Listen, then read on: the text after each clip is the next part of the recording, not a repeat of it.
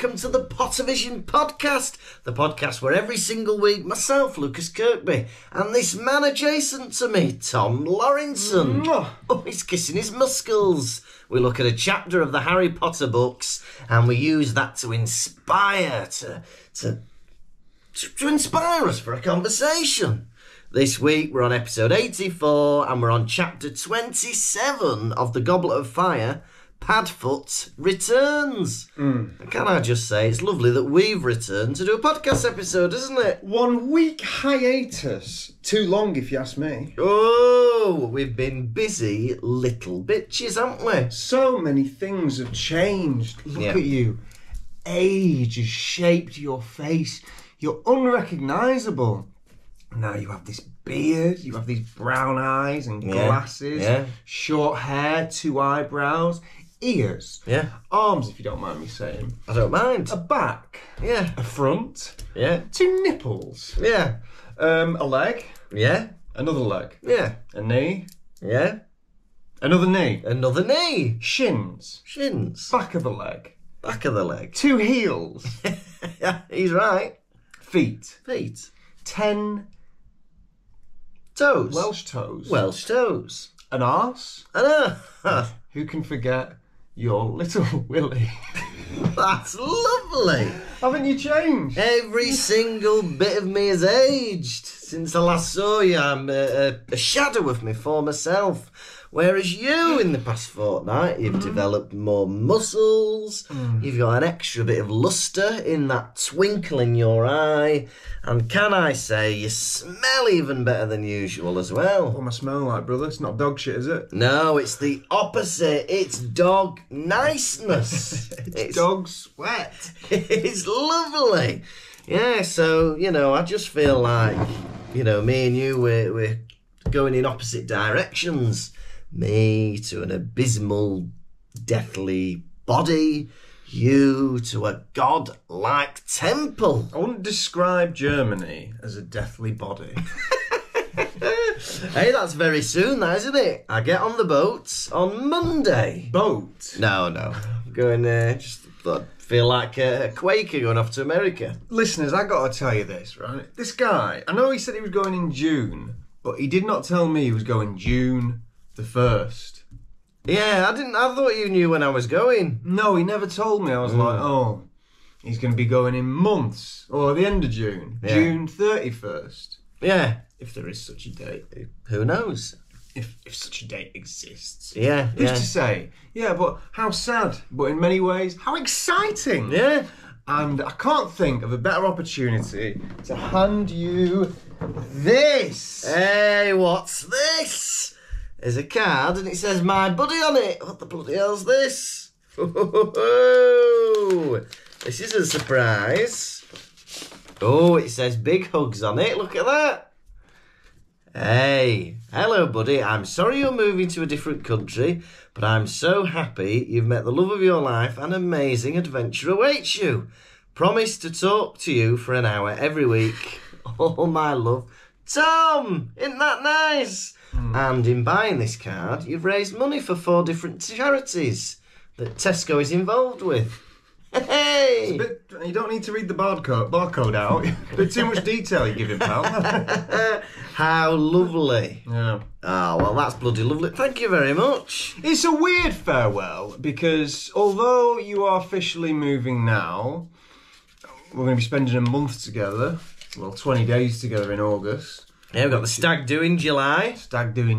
Wedding in September. Yeah. You're going to be sick of me. No. Oh, that's nice, isn't it? It is truly impossible to get sick of Lucas Kirkby. Oh, isn't that nice? And that is why Martina has snatched you up. Yeah, she has. Yeah, she snared me. Enough niceties. Let's time to get some stuff off my back. Oh yeah. Right. What's been going on?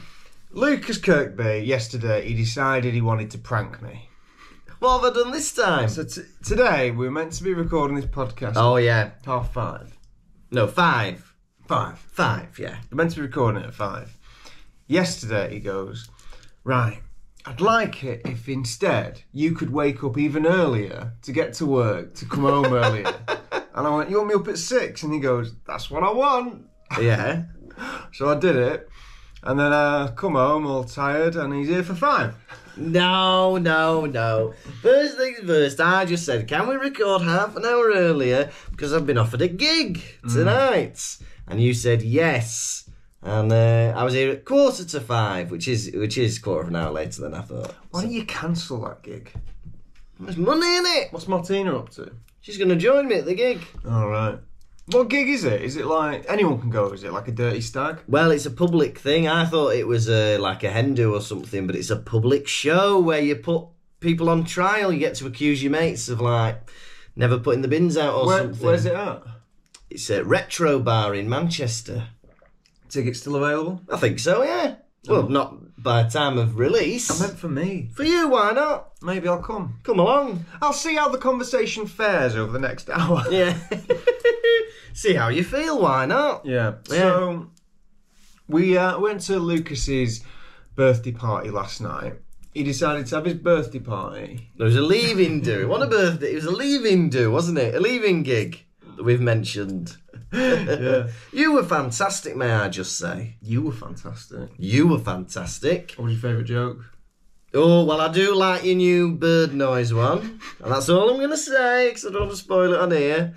I do like that one. And Martina's new favourite bit from your story, she likes the image of you drumming your toes on a person's chest. That was her favourite bit. And my dad came up to me after your set and he goes, I laughed way more than I should have done. What does that mean? What does that mean? What does that mean, Daddy? What does that mean? Was it because it was he laughing at the rude bits, the weird bits? I don't know. You were fantastic, though. You completely owned the room. That was definitely one of the best solo Lucas Kirkby performances I've ever seen in my life, right? Yeah. I threw a curveball at you. Tell a story. You caught it. Yeah. And you smashed it out of the park. It was fun, that, wasn't it? You told that story about, I don't know if I ever told it on the pod. We must have. Yeah. About him getting in trouble at school for writing a song about a chode and putting it online and the kids finding it. Yeah. And you smashed it out of the park. It was good fun, I was on the edge of my seat going to go, oh, is he going to do that bit? And I was like, yeah! Yeah, it was a bloody good night. Yeah, it's been good. And then we had the comedy marathon on Sunday. Forget that. But this this gig he did last night, right? This little lying bastard, he gets an encore and he's swears blind. He goes, I wasn't expecting this. Yeah. But then he did a joke that involved a load of props and he's like, well, why did you plant the props? Right, can I just say, I planted a prop, forgot about the prop, and then I did my set, finished it, and then when they got me back on, I thought, oh yeah, I can use that prop I forgot. How about the can-can dancers? All right, I organised the can-can dancers. I'll give you that. Yeah, all right. Yeah, so it's been good. But hey, I've got something that will make you smile, I think. Oh, I'll be the judge of that. Yeah, so my mum works for an estate agent. Hey, wait a minute, that's not it. And she, oh, you like this even more. And so she shows people around houses, right? Yeah. And the other week, she was showing somebody around a house, right? And she goes, and it was just after we'd done the show in Brighton. Yeah. Right? So she goes, oh, where are you from originally?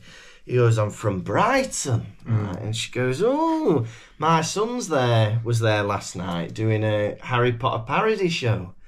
And do you know what he does? What? He turns to her and goes, Pottervision. She goes, yeah. So snowy, was it? No, it wasn't Sir Snowy. It was just some random bloke who knew Pottervision. That's mad, That's that. cool, isn't it? We're getting celebrity status. That's weird. That is weird. Who was he? I don't know. It was just some bloke who was buying a house in North Wales from Brighton. Well, if you're listening, pal, get on the Patreon. Get on the... Hey, look, you don't need 4 bedrooms, do you? Downsize to a 3-bedroom house and spend the rest of your money sponsoring us every month. Set up a new tier just for you. Hey, but there was another bit of drama last week. 'Cause this is what happens when you have 2 weeks off. Yeah. You get more stories. How about it, listeners? Who thinks we should release it once every 2 weeks? Who's with me? Way! We had somebody last time asking for it daily. Ooh, we get tired and depressed. But yeah, so me and Kate McCabe, who was on last night at the comedy night, Yeah. we teach in Leeds on a Monday, right? Tell me more. Did she put up a fight? No. We went to teach in Leeds and we decided to get a cheeky... Pint? No, where do I always go? STI clinic. No. McDonald's! Oh! We went to McDonald's before the workshop, right? And we decide to eat the McDonald's in the car. Yeah. Right? Suddenly, right, these 3 lads run into this car, right? Your car? No, a different car. Okay. Start speeding round the car park. One of the lads falls out of the car, rolls over a bit, his coat falls off him. He runs into the car again without picking up his coat and they rush off. We think it was stolen. We think we saw it being stolen. Because then somebody ran out and was like, bloody hell! And then started ringing the police. And then we drove off because we needed to get to the workshop. I can't imagine ever leaving my coat anywhere. No, but he literally rolled out of the car. I don't know if he didn't get in quick enough before it was driven off. But he did an army roll to the left. His coat fell off and then he just abandoned it and ran back into the car. That's mad. Oh, it was scary. Let me tell you something. Yeah, what? I tested this story out on Lewis earlier. Friend of the show, Lewis Shaw. Friend of the show, Lewis Shaw. Yeah. He didn't fully go for it. All right. Why not tell it on the pod? Why not tell it on the pod? I think it's got something, right? I'll see if I can tell it better. So next to this woman at work called Catherine. Oh, yeah. She's a star, right? And she goes, hey, you never guess what happened to me on a train the other day. Yeah. I go on. I'm all ears. Yeah. Yeah. She goes, there was a woman on the train that had a cat in a harness that said security on it. Yeah. On a leash. Right. And I said, tell me more. Right? She Yeah. said, the cat was on the floor, sat. The woman gets out a paper plate, peels a banana, puts the banana on the plate, and the cat starts eating it. Yeah. And she's like, isn't that strange? Yeah. And I said, what train line were you on? Yeah. And she was like, why is that relevant? Yeah. And I wanted to know. And she told me it was the Manchester to Liverpool one. And she told me what stop she was getting off. The one after Eccles, in case anyone wants to track her down. Yeah. Right. But then I said, and she goes, I got a picture of it. Yeah. And I said, did you get the woman in the picture with the cat? Yeah. And then she was a bit taken aback. She was like, why is that relevant? Yeah. And I thought it was very relevant because there's a difference between pointing your phone down at a cat on the floor. Yeah. And getting the whole shot of the weirdo. Yeah, it is, yeah. Right, she sent it to me. She sent me the photo. Oh, yeah, can I see? Totally.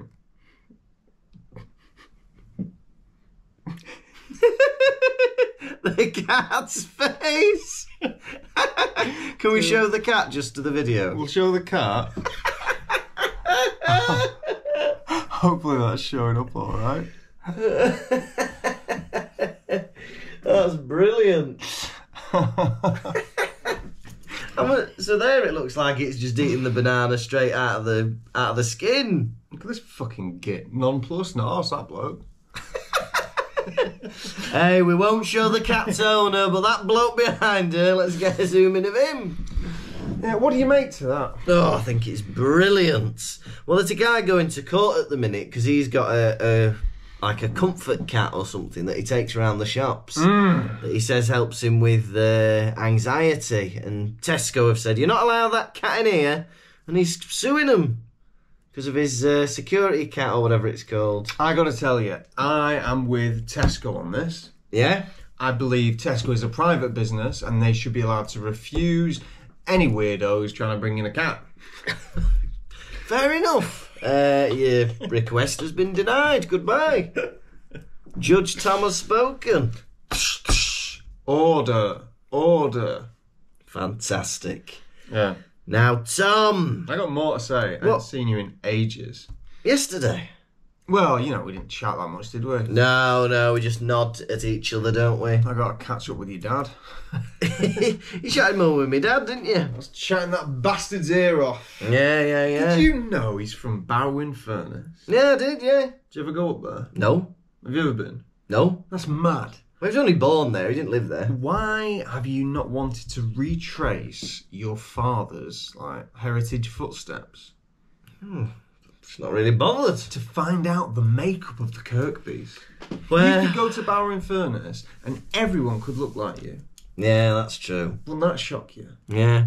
Well, I was a bit, I was looking forward to going on your dad's tour of his primary school and where he was born, that he was planning for my stag do in Blackpool. So nothing's going to compare to that, is it? I was looking forward to that. We should have done that. We'll do it tonight. Yeah, this is where I had my first kiss, Lucas. That's lovely. He wouldn't tell you that. That's private. That's private. Well, he's just pointing at his body. Last weekend, I put on my black clothes. I said, when I was a young boy, right, last week. Yeah. My father, my sisters, they took me into the city. Yeah, your sisters did. Of Milton Keynes. Oh. To see a marching band. Oh. A band called My Chemical Romance. Oh, right, yeah. They said, son, when you grow up, will you be the leader of the Broken? Something in the Damned. I was like, yeah. Yeah. Them are lyrics to a song that you probably don't know. Yeah. But we went to see My Chemical Romance, and it was funny because my sister, Alice, she punched a woman in the back of the head. On purpose? Oh, right. Why did she do that? Well, let me tell you this. Yeah. You're seated, yeah, and you stand up in your seat. Are you in like a football stadium? Yeah, you stand up in your football stadium seat, yeah, and she's like throwing her arms about, like happy, Dancing? Yeah, dancing about, and then at one point, wham! She cracked a woman in the back of the head. Yeah. And she's got this, one of them clips. Oh, yeah, one of them. She punched her in the clip, and the woman turns... Oof! Right in the clip. That sounds painful. Excuse me, officer, she's just punched me in the clip. Right. Excuse me? Get in here, you. Where's my clip? Don't ask me. And the woman turns around. Yeah. And this is how she turned around. No. She did. She was screaming. Bloody hell. She was like... Yeah. And my sister was like, sorry. And we were laughing for ages. That's brilliant. On the way back, I was in a services and I got locked. I'd trapped in the toilets. You know, in motorway services, it's like almost going into the swimming baths, isn't it? Yeah. You're going down this corridor, and I got trapped in the toilets because this gang of people had decided to start kissing a baby outside the men's toilets. Oh, no. Oh, it's normally you kissing babies, isn't it? The Patreon followers. The Patreon followers. Yeah. So that's that story? Yeah. Lovely. Well, what's been going on with you? Everything I've just said. All right. I'm packing my bags. I'm getting ready to go. Hey, so I've been doing my last days at work. So Tuesday was my last day of work at one school. And yesterday was my last day of work at another school. And do you know what my lovely colleagues bought me and Martina? They've paid for us to go to the fancy departure lounge at the airport before we fly off. Oh, my God. Isn't that nice? That is the nicest thing you could buy a person. Yeah, really thoughtful. So I'll be, in a nice chair. I think you get a couple of free drinks. You get to sit back and relax without listening to people. I love it. Yeah, it's good, isn't it? Yeah. God. Yeah. So the next time we do this podcast... You can have some booze. I might do, I don't know, I've not decided. Might not do. Might do, might not do. Might have a soft drink, might have a whiskey drink, might have a lager drink, might have a cider drink. Are you singing at me right now? Yeah. Tub Thumping by Chumbawamba or whatever they're called. Yeah. Yeah. But all this catching up oh, yeah. got me thinking about one thing. What is that, brother? Harry Potter. Harry Potter and the Goblet of Fire. Chapter 22. Would you like a rundown? Please. It's Padfoot. Hey, listeners, this could be the last rundown ever. Who knows what the internet connection is going to be like in Germany? Who knows? So enjoy it while you can. Chapter 27, Padfoot returns. Oh! Whoa! Ron is enjoying the limelight. He's a bloody celebrity. He's like Kim Kardashian or something. He's like Kim Jong-il. He's like King Jong, not very well. Yeah. He's walking round, he's going, I'm the best to mine. He's going, you're not really though, are you? And he goes, no. Yeah, but he's enjoying all of that. I'm the best, you're not really, are you? No. You couldn't let him have that, could you, Hermione? Yeah. You couldn't let him have it. You're Hermione. So he gets a letter from Sirius, does old Harold, and he says, hey, meet me on the edge of this bloody village and I'll have a chat with you. So they meet him in his dog form. He takes him up to a cave on a hill. He gets his nude body out and he says, right, give me that bread, give me that cheese. Give me that chicken. Give me that chicken, right? Starts eating it like an idiot. Yum, right? And then he just tells them a bit of gossip. Barty Crouch, he went a bit mad. He was going to be the Minister of Magic, but then he started killing Death Eaters and going insane. And He's killed me, Your Honour. He's killed me, Your Honour. Yeah? Don't mind me saying it. And but he says, watch out for him then, and then he don't really give much information. Also, previously, Snape and Karkaroff have a bit of a funny thing where they look at each other's arms and wink. What's that about? What's that all about? And that was it. Chapter 27, Padfoot returns. Oh, what a chapter. As you were saying at the beginning of that rundown, Ron is excited that he was part of something and he's finally got a story to tell. Yeah. Though, with this story, he's been embellishing it, hasn't he? Oh, every time he tells it, he makes it a little bit more extreme. It reminds me of somebody I know who kind of is economical with the truth. Ron's a liar. Right? Yeah. He's adding in details of stories that never happened, right? He said he was beating off mermaids at one point, right? Excuse me, Ron, we don't want to hear about you beating off anybody. I've said it once, I've said it a million times. Yeah. People shouldn't exaggerate. No. Yeah? Huh? How many times have you said that to people? Millions. Millions, yeah? Don't exaggerate. My godfather is hungry, and it is my duty to feed him. What may I feed you, godfather? Imagine getting that letter. Bring food. Excuse me. Yeah. How about how are you? Yeah.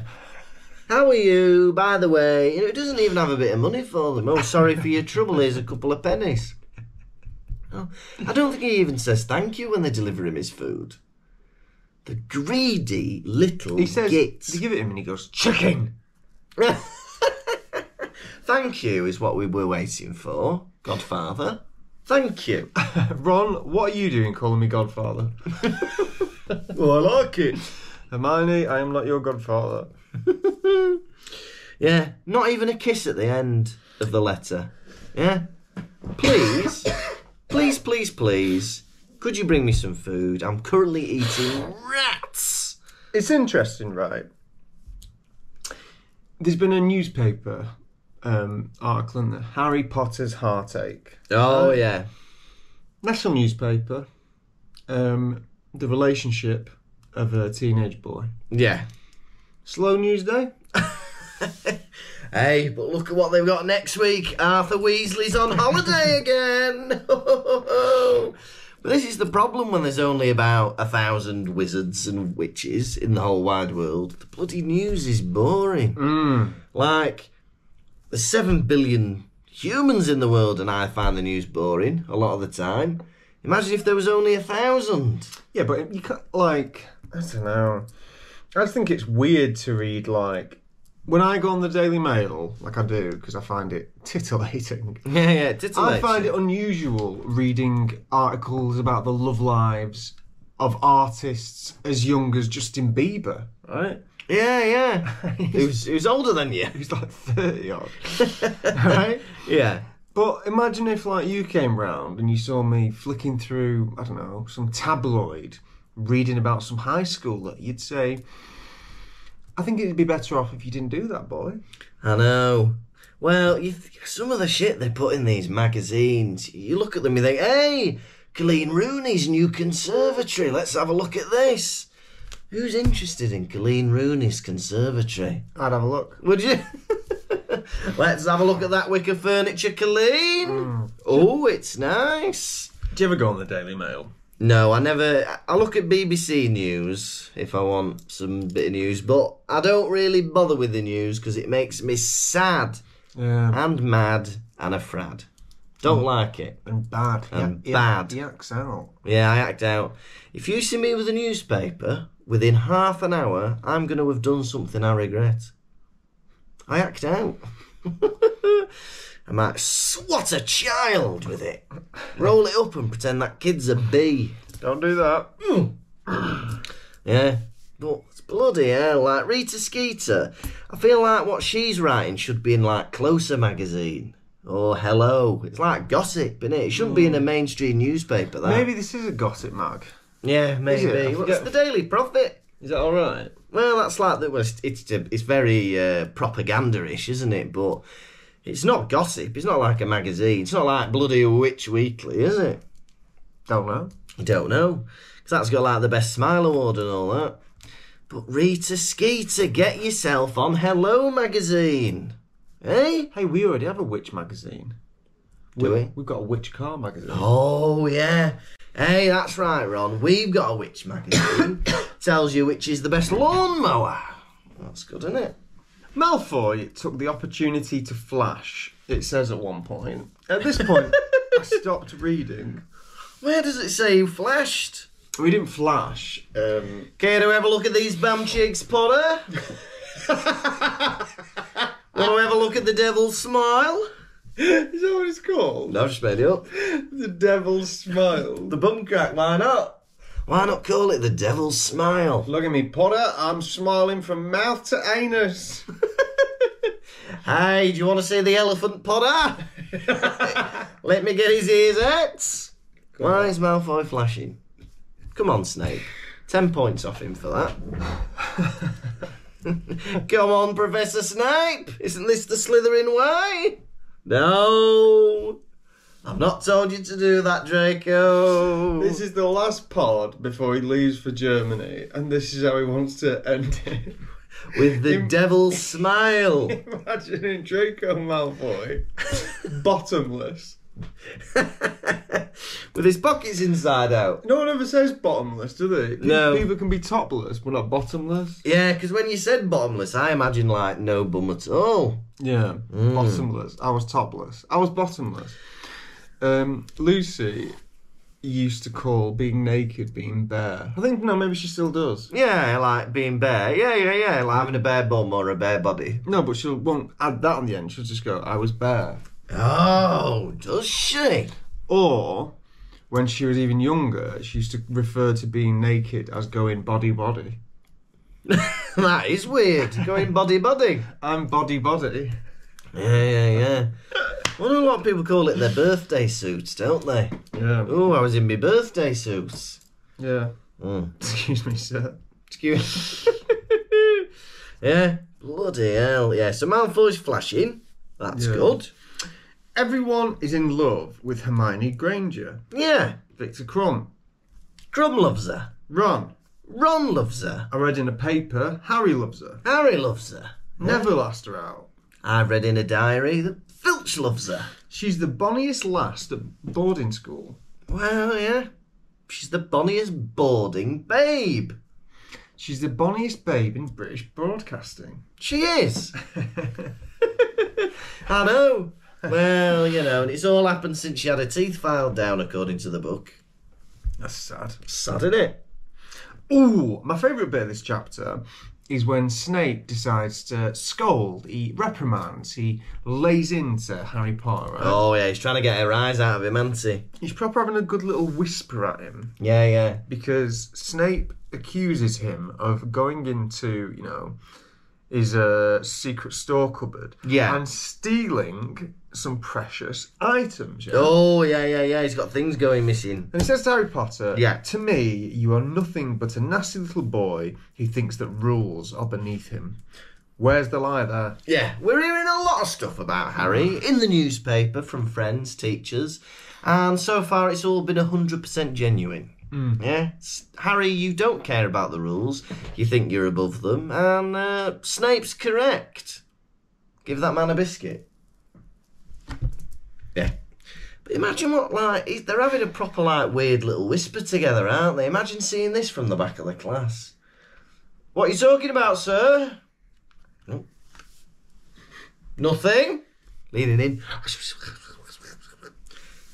If I ever saw a kid whispering with a teacher, I'd be very intrigued, wouldn't you? What could they be whispering about? I know, exactly. Yeah. Especially when they don't get on. But I'm like that with anybody whispering. If I see people whispering, I'm like, hey, what's this? What's going on here? It's rude, isn't it? It's very rude. It's fucking rude. I wouldn't say that. It's very rude. I can't get this guy to agree with me on anything. No.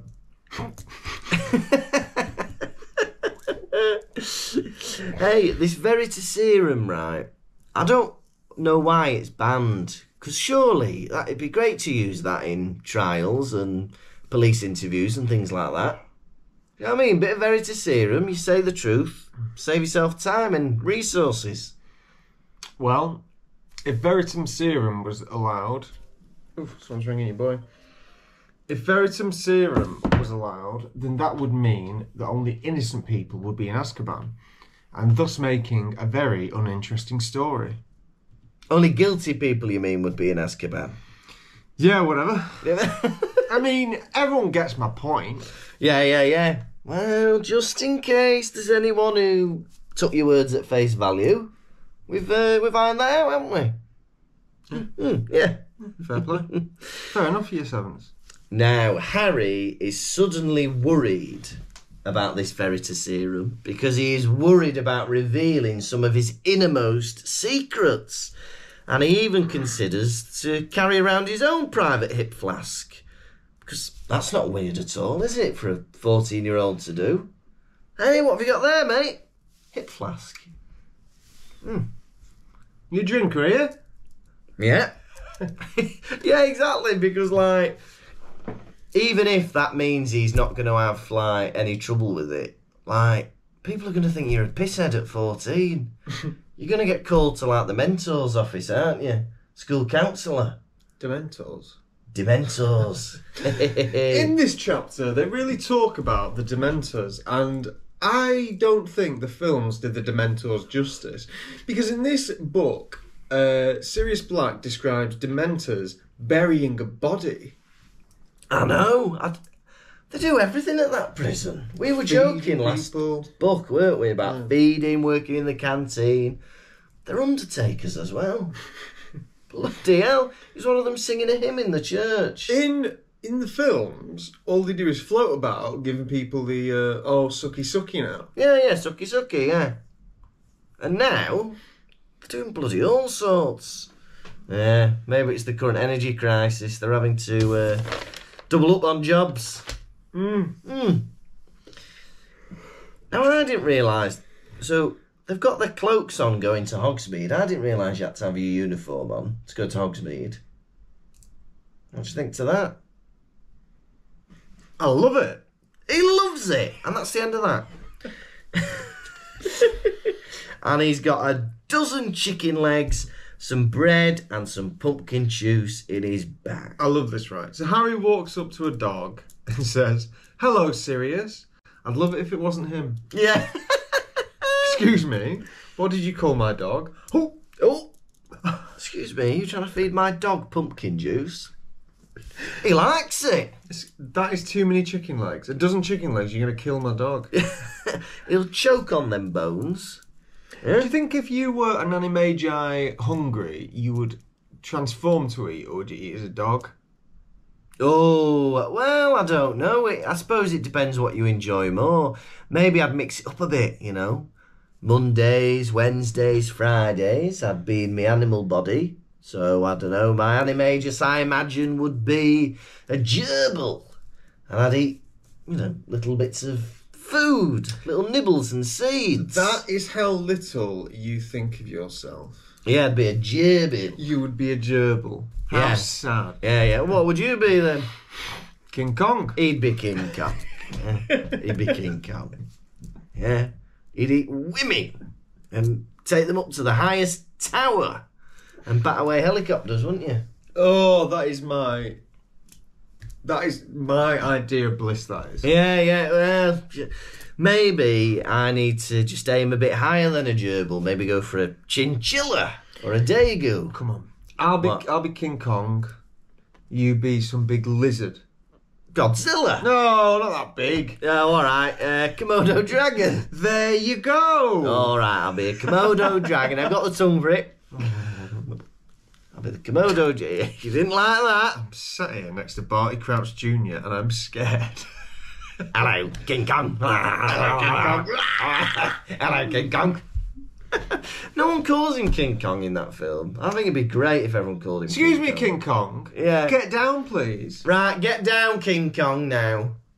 We've had enough of you, King Kong. I got bought King Kong, the Peter Jackson one on DVD, yeah? Yeah.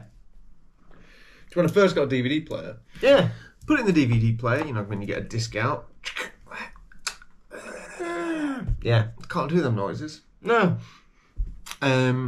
Turned on, and I had the wrong setting. I had it on the wrong AV channel, right? No. And I didn't realise. I watched the whole thing in black and white. Yeah, and you didn't have to. And I didn't have to. I was like, old kind of film. They must have redone it in black and white. Makes sense. Yeah. The whole thing was in colour. Oh, the things you missed. Those jungle scenes must have been so bleak. And they're very green in the actual movie. Those things on Skull Rock. Or Skull Island, whatever it's called. So Harry, he follows Sirius. He gets his school bag full of chicken juice out. Goes into a cave with him. Yeah. And Sirius goes, hey, look who I've got tied up. Buckbeak tied up in a cave. What's going on there? Yeah. I don't think he wants to be with you. No. Right. Buckbeak, one journey you had with him, and that was to escape from Hogwarts. Right? What's this? Why have you trapped him for a year? Huh? He likes it. No, he doesn't. He's on the floor crying. You've done that, Goddad. You've done that? He don't like it. Yeah, what are you feeding him? Jelly. Don't like jelly. He don't like jelly, Year Sevens. No, he likes stoats, ferrets, weasels, crisps. You've done that to him. Made him sad. You've done that is a very funny expression. Yeah. You've done that. You've done that, haven't you? You've made my Pottervision co-star cry, audience. And I don't think we've spoken about Brighton even. Have we not even spoken about Brighton? It was good. Because we went to Brighton and we did a gig there. Yeah. And it was, I tell you what, if anyone was there and they enjoyed it, that's fine. But I don't think I've ever been as worse received as I was in Brighton that day. Oh, I think you're seeing it wrong. No, I'm not. Because the thing is about me that you're not aware, I have 2 eyes and 2 ears that work perfectly. Yeah, and you got a nose as well, haven't you? Not relevant. All right. Yeah, you didn't have a nice time, did you? But it was better than you thought it was, 100%. For you, yeah. No. You were doing fine. Yeah. But that's just the way she goes. Yeah. London the day before was like bonfire night. It was like... Yeah. It was a hootenanny. Yeah. But Brighton, I feel like a bit more sensitivity in the room. Maybe not on the front row. Well, sometimes they like you more than me, and sometimes they like me more than you, don't they? But most of the time they like us both equally. Yeah. But in Brighton, they were going wild and crazy for Lucas Kirkby. I wouldn't say that, but, you know... But for me, at one point during the show, someone stood up and said, why don't you fuck off? That never happened. That did happen. No, it was made up. Why would I make that up? Because you love it. I love what? Making other things up. Yeah. Yeah. But that was a strange show. And then But we went to the cinema. We saw Doctor Strange. That was good, wasn't it? I got a parking fine. We got you some new shoes. Yeah. We paid £50 at the cinema. That was mental. Yeah. And that film was all right. Do you know what? I've been thinking about that film a lot more since I saw it. Yeah. Have you been thinking about it? A little bit, yeah. Doctor Strange. I don't think you've been thinking about it. No. I've not been thinking about it since I left the cinema. What have you been thinking about Doctor Strange? It's the different bits, the different universes they went to. I liked him being like reanimating his own dead body. You forgot to do your new joke. Oh yeah, me naughty Doctor Strange bit. Have you done that yet? No, I was going to do it on Tuesday, but then they forgot I was on the lineup, so I didn't go. Is David Stanier going to be there tonight? No, I don't think so. Oh, he'd love to see They'd that. love that, wouldn't they? I might do it in the show tonight that I've never done before. For somebody else, for a stranger. Hey, who's this, mate? It's a really rude joke about Doctor Strange. Yeah, Doctor Strange being rude.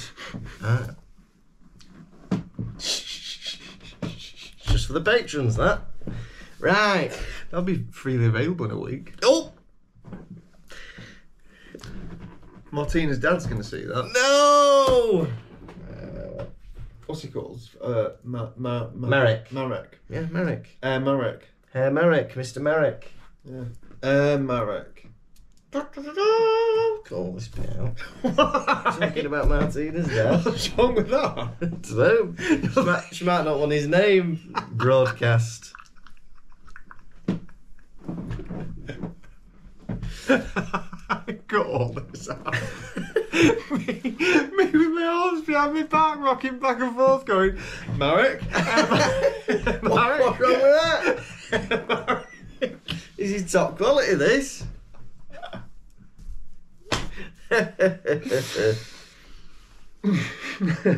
That's mental. More updates. Lucas's stag is in a few weeks or a month or whatever. We're going to London. It's all booked in. And Lucas and all the men he knows are staying in a hostel together. And you're in a nice hotel, aren't you? I'm in a hotel. I said to the boys, in the chat, I went, lads, I found a hotel. It's reasonable. Yeah? Yeah. It'll be £30 more each than a hostel. And Alid Jones, your brother-in-law, goes, no. Yeah. We want to stay in a hostel, all 12 of us in bunk beds. In bunk beds together. Yeah. Oh. So we're doing that and you're being in a hotel, aren't you? I'm in a hotel with Lewis. Am I going to miss out on the hostel? Maybe. I think there's going to be some top-notch banter in that room. I think there's going to be a lot of shenanigans. I'm imagining there's going to be at least one midnight towel whipping session where everyone gets the towels out, wets them a bit, chasing each other around the hostel. It's going to be fun. There's going to be a lot of shenanigans. I was like, Lucas doesn't drink. I was saying to David Stanier last night, I was like, Lucas might be sick on someone's head. I might be sick on someone's head. That's how it works, isn't it? No, we'll be alright. We'll just get merrily drunk and then towel whip in the hostel. I guess me and Lewis will be whipping each other in a hotel. Yeah, with actual whips. Eh? Cut that out. Marek.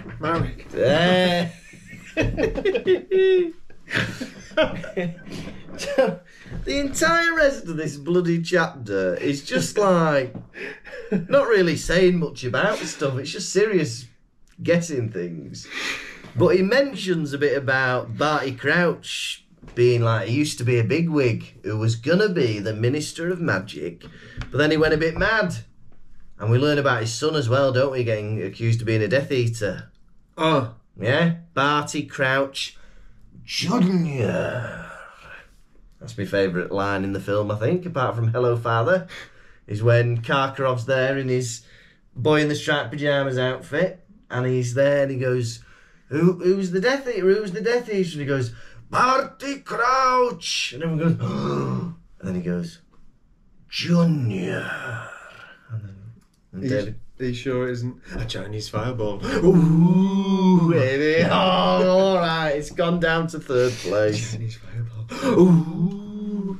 Well done to the Goblet of Fire, because Very memorable lines in that film. Yeah, really memorable. Well done, whoever wrote that. And the director of Goblet of Fire only got paid a lot less than all the other directors before him.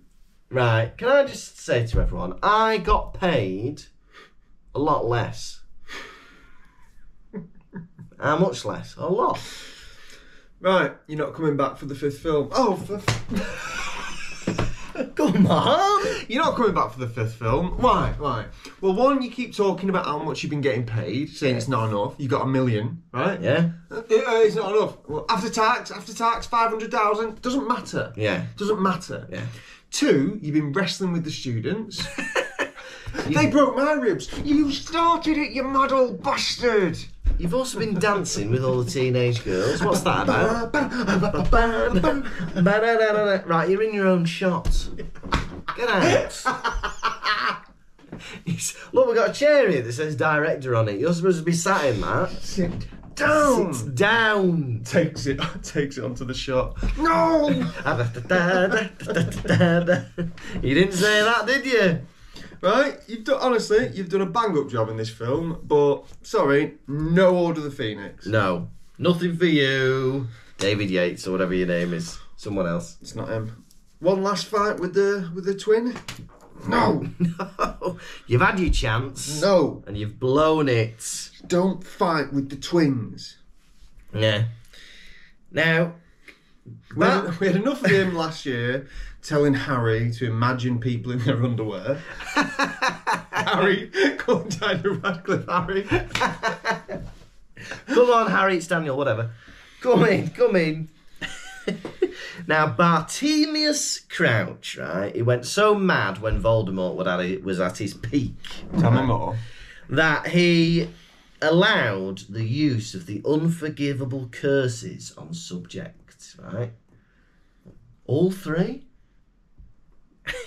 All three to question somebody. Right. For me, Crucio maybe, the torture curse, right?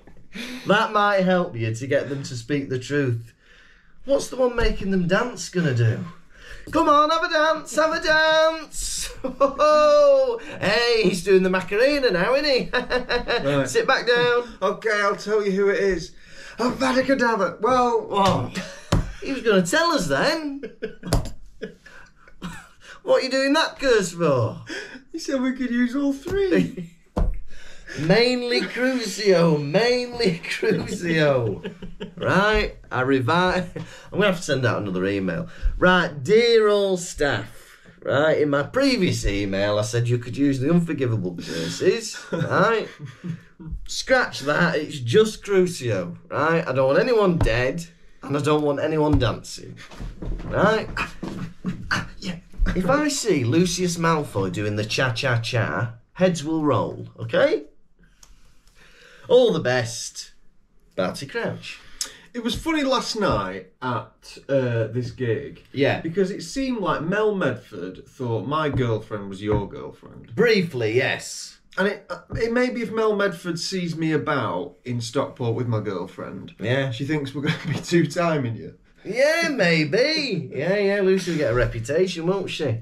No, I'll get a reputation as a villain. Oh, as a villain? Hey, that'd be a crazy love triangle with the Pottervision boys. Oh, he's going to win with them. Sirius has been doing whatever he can to get food. He's been pretending to be a lovable stray. Yeah. Licking and kissing needy people. Licking and kissing needy people. What is it you always say about pet owners? Pet owners are like people needy. No. Oh, must be me. Must be you, yeah.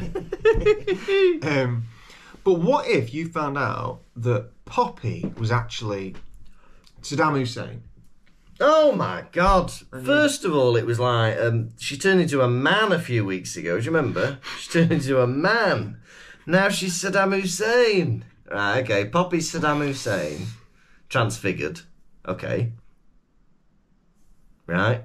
What are you asking me? What would you do? What would I do? Would that not frighten you? A little bit, yeah, because he was supposedly hung. I think, who was hung if you're Saddam? Do you remember when people used to rave on about people being hung, drawn and quartered? Yeah. Guy Fawkes was hung, right? Drawn. What's that bit? I think that's when they open your body up and take all the bits out. Oh, really? Yeah. They cut you from your throat to your navel, and they pull out all your bits. It's funny, isn't it? Hung. Right, let's draw him. Why? So, to make sure. He's dead. He's pretty dead, I reckon, old guy. Right, okay then. Cut his guts. Now let's quarter him. Let's tie each of his limbs to a rope, attach it to a horse, and whip all 4 of them. Yeah? Yeah? Come on, Mr. Fox. You're not using my horse. You want to send my horse to Cardiff? Well, no, I'm not agreeing with this. Look, I've got to have him for the plough.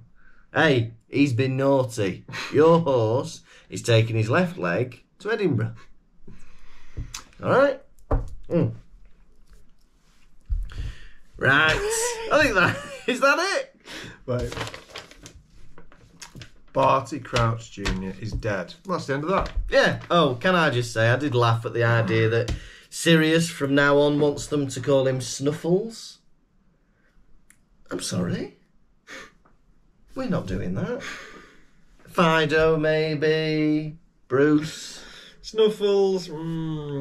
Because, Sirius, do you know what it reminds us of? It reminds us of someone snuffling at genitals. That's only you, Ron. Don't remind me of that, personally. But there we go. That's only you, Ron. What's this? How do you mean? How do you mean? We were laughing the other day at someone doing something mental, and then someone going, "What the hell do you think you're doing?" And then going, "How do you mean?" Not understanding what they're doing is insane. Right. Are you ready? Wait, are we gonna mark it? We're gonna rate it. Oh yeah. How many dogs snuffling at someone's genitals out of 5 are you giving this chapter? Do you know what? This felt like a bit of a nothing chapter to me. Like, you got Ron bragging. There's a little bit about Snape potentially being a Death Eater. Him and Karkaroff wanting to have a little chat. Something on their arm. Yeah.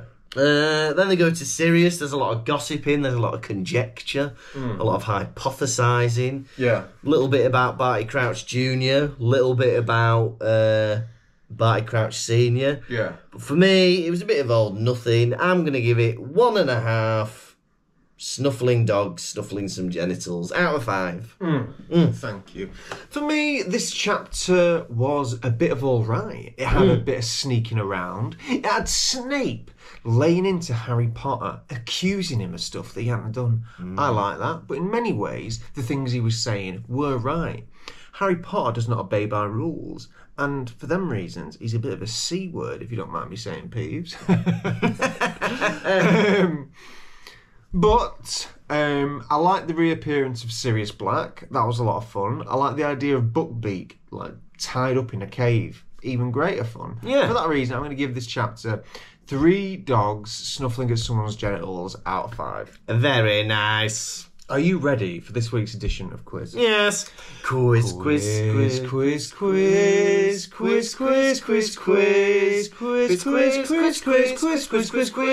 not it, is it? Hey, we've just done the Double Vision quiz That's the music. secret one. Oh yeah, secret that. Don't tell anyone about that. Okay, Quiz, quizzicky, quiz, quoo. Gonna ask you some questions. How well will you do? Quiz, quizzicky, quiz, quoo. Gonna ask you about Harry Potter, Lucas. How well will you do? I'll blow you a kiss. Question 1. How does Ron describe Hermione after reading about her in the paper? Oh, yes. He describes her as a scarlet woman. Correct. How many points did Snape deduct from Gryffindor? 20? 10. Question 3. What was missing from Snape's store cupboard? Oh, gillyweed and boomslang skin. Correct. Question 4. What kind of robes was Sirius in?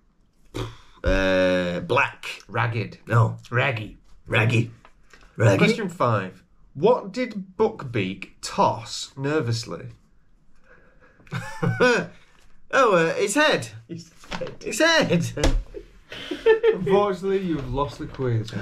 Quiz, quizzy key, quiz, quizzy key, quiz, crew. Gonna ask you some questions, how well will you do? Quiz, quizzy key, quiz, quizzy key, quiz, crew. Gonna ask you about Harry Potter, Lucas, how well will you do? I'll blow you a kiss.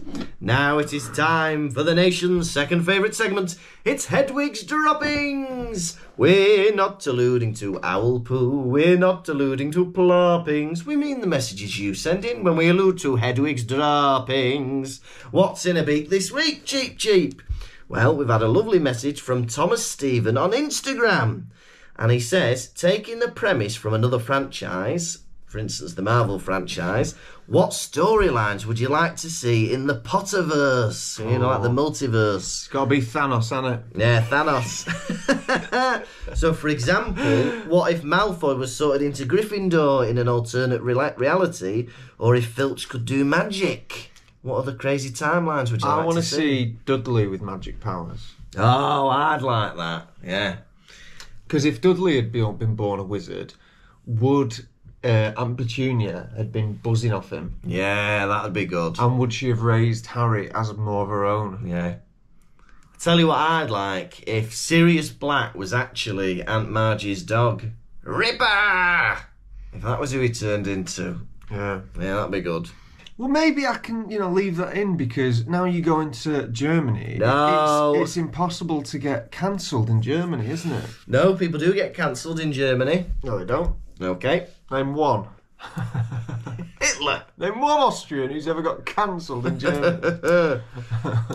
Well, we hope some of that's got through to the main pod, and we've answered your question, Thomas. And now we have to welcome quintuplets to our Patreon. We've got 5 new followers. Oh my God, I did not know about this. Did you not? Are you excited? I wish you'd have told me about this before. He'd have been more jolly. So do you want to kiss them all at once, or do you want to give him the individual treatments? Mate, everyone gets individual, separate kisses. All right, well, first off, we've got our first ever baby Ron. It's Holly Stroyan. It's a baby Ron. Holly, it is autumn. You are playing in the garden. You have crawled into a big pile of crispy autumn leaves. But unfortunately, a wiggly caterpillar is crawling up your back. Oh. And it's heading towards your ear to lay eggs in it.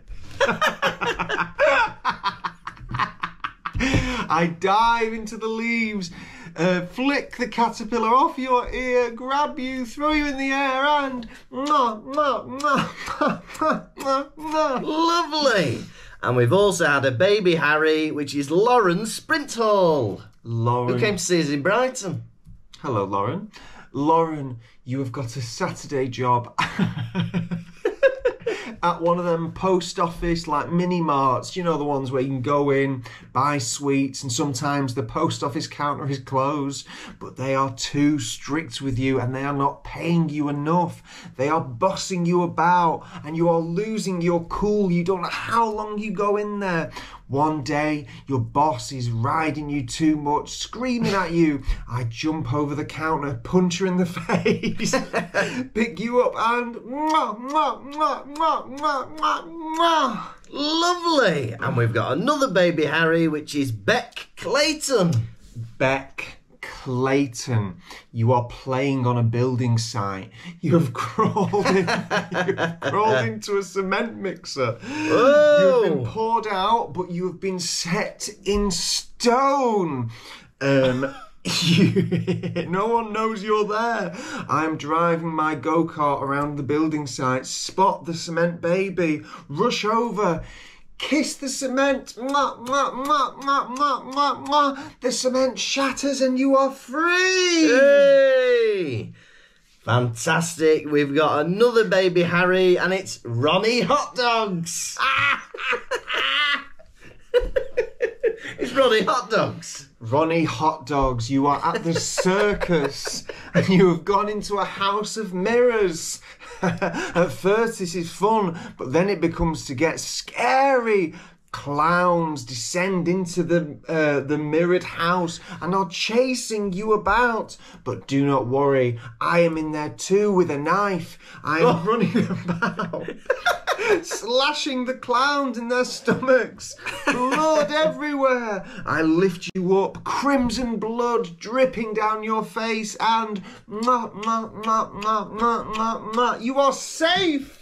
Fantastic, and finally we've got a brand new baby Draco. It's Natalie Boys. Natalie, you are a baby and you have been taken to an animal shelter as some form of day out. You are crawling round with all the doggies. They are licking you, they are lapping you, and your parents have left. Unfortunately, they've swept you into a cage thinking that you are a dog. Another dog is in there and he is angry at your arrival. He is growling at you. He's baring his teeth. He is about to lunge. He jumps towards you. I jump in the cage. I get the dog around his neck, whisper something into his ear. He stops. I don't need to kill him. I pick you up and Lovely, welcome to all our new babies, and that was Hedwig's Droppings. This has been the Pottervision podcast. Thank you so much for bloody coming. Well, our tour is done, our farewell gig is done. Our next stop is the Edinburgh Fringe. You can get all your tickets on the Pottervision website. Just go to pottervision.com. We would love to see you back at the Fringe. Our first time there in about 3 years. Yeah. Next week. Also, if you want to support us on the Patreon, please do. We've got a lovely little community growing. We've got over 50 patrons now, so please join us. And please know this, Lucas Kirkby is now unemployed. Yes. So every little helps. Every little helps. Thank you, Ronnie Hot Dogs.